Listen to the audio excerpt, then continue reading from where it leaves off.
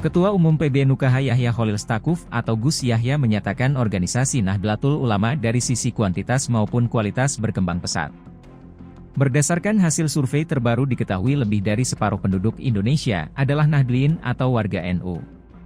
Begitu sejumlah ahli bidang tertentu hingga tokoh penting termasuk Presiden Joko Widodo atau Jokowi adalah orang NU. Gus Yahya menyatakan hal tersebut saat membuka secara sosialisasi gerakan keluarga maslahat Nahdlatul Ulama, GUNU, di Bandung pada Jumat, 3 November 2023, seperti dilansir oleh TVNU.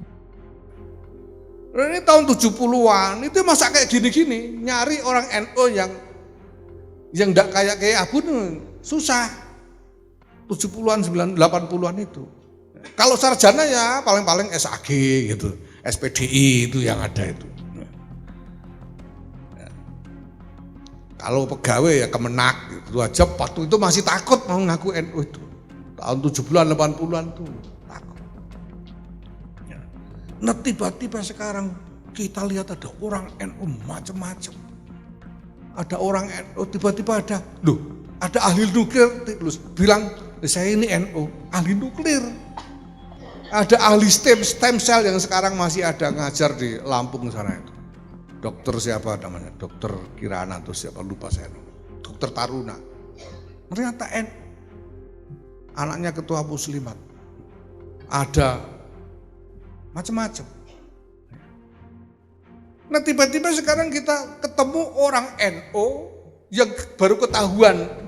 Ya saya sih sudah tahunya udah agak lama. Tapi orang-orang baru belakangan tahu bahwa misalnya mensesenek Pak Pratekno itu ternyata NU. Dia sudah jadi pengurus PWNU DIY sejak tahun 2010. Siapa yang enggak tahu? Dikiranya bukan NU. Nah sekarang baru belakangan orang sadar ternyata Presiden Joko Widodo itu orang NU. Kemarin pada diteriakin PKI dan sebagainya. Padahal ya ternyata NU. Siapa yang lihat sekarang?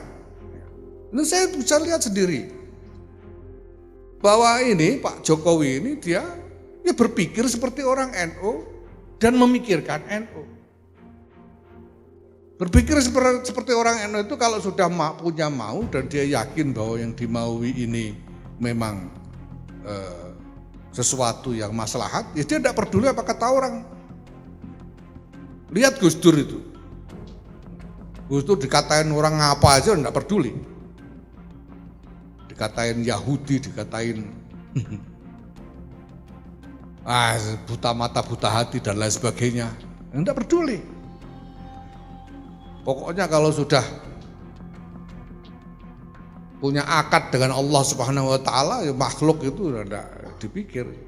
Kalau sudah Allahumma anta rabbi wa ana abduka wa ana ala ahdika wa wa'dika mastata'tu, ya sudah, makhluk itu sudah tidak dipikir. Ya, ini sama lah kira-kira. Pak Jokowi kan sama juga.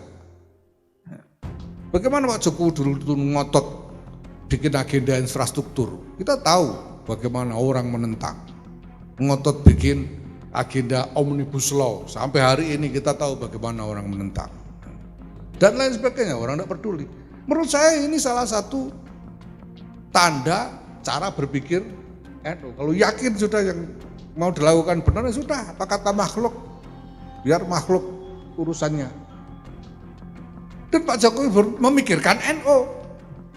Sudah jelas.